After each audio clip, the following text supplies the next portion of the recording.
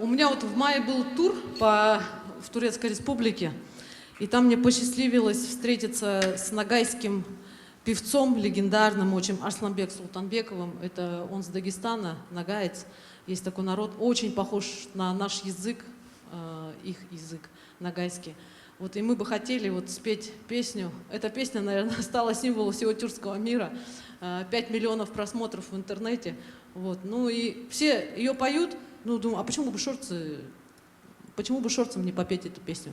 Ну и вот, эта песня называется «Домбыра».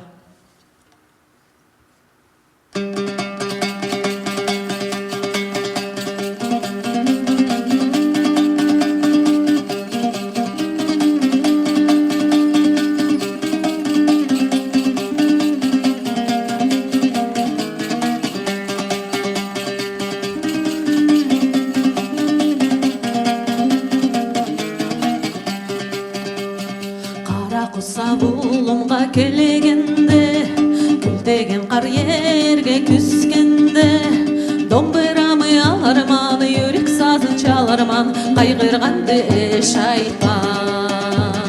Домбырамды аларман, юрек сазын чаларман, қайғырғанды еш айтпам. Домбыра сазы мескен ақтайлар, маны сені ezбенге анайлар, ой беріп, yüreklerге сөз беріп, көз ясты қызғанмаслар. Езгеніне ой беріп, yüreklerге сөз беріп, көз ясты қызғанмаслар. Эй, домбыра, эй, домбыра. Ноғайдың қайғы сансыз күнінде, батырлар юқламаған күнінде, yüreklері көтерген, соғысларда күш берген, көпті көрген домбыра.